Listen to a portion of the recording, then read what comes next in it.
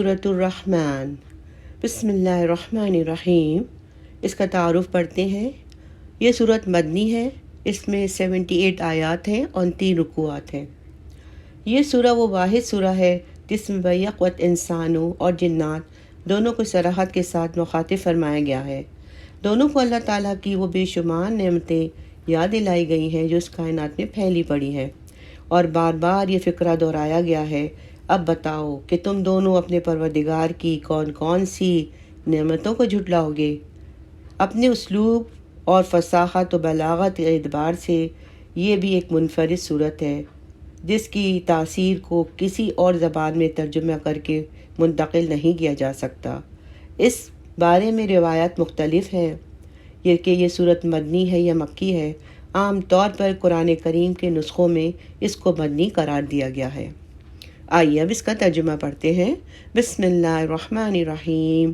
الرحمن، وہ رحمانی ہے جس نے قرآن کی تعلیم دی۔ اسی نے انسان کو پیدا کیا، اسی نے اس کو بات واضح کرنا سکھایا۔ سورج اور چاند ایک حساب میں جکڑے ہوئے ہیں اور بیلیں اور درخت سب اس کے آگے سجدہ کرتے ہیں، اور آسمان کو اسی نے بلند کیا ہے اور اسی نے ترازو قائم کی ہے کہ تم تولنے میں ظلم نہ کرو اور انصاف کے ساتھ وزن کو ٹھیک رکھو اور تول میں کمی نہ کرو۔ اور زمین کو اسی نے ساری مخلوقات کے لیے بنایا، اسی میں میوے اور کھجور کے گھابوں والے درخت بھی ہیں، اور بھوسے والا غلہ اور خوشبودار پھول بھی۔ اے انسانوں اور جنات، اب بتاؤ کہ تم دونوں اپنے پروردگار کی کون کون سی نعمتوں کو جھٹلاؤ گے۔ فَبِأَيِّ آلَاءِ رَبِّكُمَا تُكَذِّبَانِ، اسی نے انسان کو ٹھیکرے کی طرح کھنکھناتی ہوئی مٹی سے پیدا کیا اور جنات کو آگ کی لپٹ سے پیدا کیا۔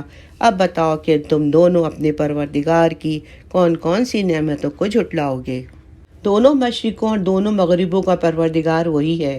اب بتاؤ کہ تم دونوں اپنے پروردگار کی کون کون سی نعمتوں کو جھٹلاؤ گے۔ اسی نے 2 سمندروں کو اس طرح چلایا کہ وہ دونوں آپس میں مل جاتے ہیں، پھر بھی ان کے درمیان ایک آڑ ہوتی ہے، وہ دونوں کو اپنی حد سے بڑھنے نہیں دیتی۔ اب بتاؤ کہ تم دونوں اپنے پروردگار کی کون کون سی نعمتوں کو جھٹلاؤ گے۔ ان دونوں سمندروں سے موتی اور مونگا نکلتا ہے۔ اب بتاؤ کہ تم دونوں اپنے پروردگار کی کون کون سی نعمتوں کو جھٹلاؤ گے۔ اور اسی کے قبضے میں وہ جہاز ہیں جو سمندر میں پہاڑوں کی طرح اونچے کھڑے کیے گئے ہیں۔ اب بتاؤ کہ تم دونوں اپنے پروردگار کی کون کون سی نعمتوں کو جھٹلاؤ گے۔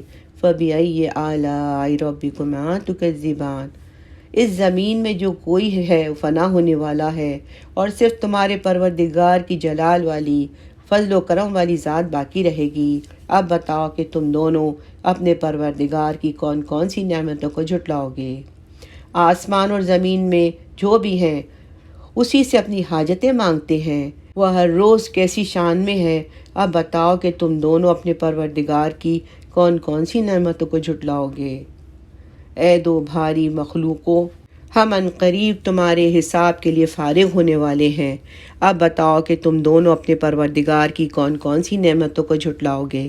اے انسانوں اور جنات کے گروہ، اگر تم میں ہمت ہے تو آسمانوں اور زمین کی حدود سے پار نکل سکو تو پار نکل جاؤ، تم زبردست طاقت کے بغیر پار نہیں کر سکو گے۔ اب بتاؤ کہ تم دونوں اپنے پروردگار کی کون کون سی نعمتوں کو جھٹلاؤ گے۔ تم پر آگ کا شعلہ اور تانبے کے رنگ کا دھواں چھوڑ دیا جائے گا، پھر تم اپنا بچاؤ نہیں کر سکو گے۔ اب بتاؤ کہ تم دونوں اپنے پروردگار کی کون کون سی نعمتوں کو جھٹلاؤ گے۔ غرض وہ وقت آئے گا جب آسمان پھٹ پڑے گا، لال چمڑے کی طرح سرخ گلاب بن جائے گا۔ اب بتاؤ کہ تم دونوں اپنے پروردگار کی کون کون سی نعمتوں کو جھٹلاؤ گے۔ پھر اس دن نہ کسی انسان سے اس کے گناہ کے بارے میں پوچھا جائے گا، نہ کسی جن سے۔ اب بتاؤ کہ تم دونوں اپنے پروردگار کی کون کون سی نعمتوں کو جھٹلاؤ گے۔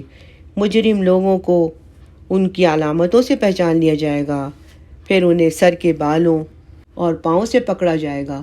اب بتاؤ کہ تم دونوں اپنے پروردگار کی کون کون سی نعمتوں کو جھٹلاؤ گے۔ یہ ہے وہ جہنم جسے یہ مجرم لوگ جھٹلاتے تھے، یہ اسی کے کھولتے ہوئے پانی کے درمیان چکر لگائیں گے، نعوذ باللہ۔ اب بتاؤ کہ تم دونوں اپنے پروردگار کی کون کون سی نعمتوں کو جھٹلاؤ گے؟ اور جو شخص دنیا میں اپنے پروردگار کے سامنے کھڑے ہونے سے ڈرتا تھا اس کے لیے 2 باغ ہوں گے۔ اب بتاؤ کہ تم دونوں اپنے پروردگار کی کون کون سی نعمتوں کو جھٹلاؤ گے؟ دونوں باغ شاخوں سے بھرے ہوئے۔ اب بتاؤ کہ تم دونوں اپنے پروردگار کی کون کون سی نعمتوں کو جھٹلاؤ گے؟ انہی 2 باغوں میں وہ چشمے بہہ رہے ہیں۔ اب بتاؤ اپنے پروردگار کی کون سی نعمتوں کو جھٹلاؤ گے؟ ان دونوں باغوں میں ہر پھل کے 2 جوڑے ہیں۔ اب بتاؤ کہ تم اپنے پروردگار کی کون کون سی نعمتوں کو جھٹلاؤ گے؟ اور جنتی لوگ ایسے فرشوں پر تکیہ لگائے ہوں گے کہ جن کے اوپر استر دبیز ریشم کے ہوں گے، اور دونوں باغوں کے پھل جھکے پڑے ہوں گے۔ فَبِأَيِّ آلَاءِ رَبِّكُمَا تُكَذِّبَانِ، انہی باغوں میں وہ نیچی نگاہ والیاں ہوں گی جنہیں ان جنتیوں سے پہلے نہ کسی انسان نے چھوا ہوگا نہ کسی جن نے۔ فَبِأَيِّ آلَاءِ رَبِّكُمَا تُكَذِّبَانِ، وہ ایسی ہوں گی جیسے یاقوت اور مرجان۔ فَبِأَيِّ آلَاءِ رَبِّكُمَا تُكَذِّبَانِ، اچھائی کا بدلہ اچھائی کے سوا کیا ہوگا؟ هل جزاء الإحسان إلا الإحسان فبأي آلاء ربكما تكذبان، اور ان 2 باغوں سے کچھ کم درجے کے 2 باغ اور ہوں گے۔ فبأي آلاء ربكما تكذبان، دونوں سبزے کی کثرت سے سیاہی کی طرف مائل۔ اب بتاؤ کہ تم دونوں اپنے پروردگار کی کون کون سی نعمتوں کو جھٹلاؤ گے؟ انہی میں 2 ابلتے ہوئے چشمے ہوں گے۔ فَبِأَيِّ آلَاءِ رَبِّكُمَا تُكَذِّبَانِ، انہی میں میوے اور کھجوریں اور انار ہوں گے۔ فَبِأَيِّ آلَاءِ رَبِّكُمَا تُكَذِّبَانِ، انہی میں خوبصورت عورتیں ہوں گی۔ اب بتاؤ کہ تم دونوں اپنے پروردگار کی کون کون سی نعمتوں کو جھٹلاؤ گے؟ وہ حوریں جنہیں خیموں میں حفاظت سے رکھا گیا ہوگا۔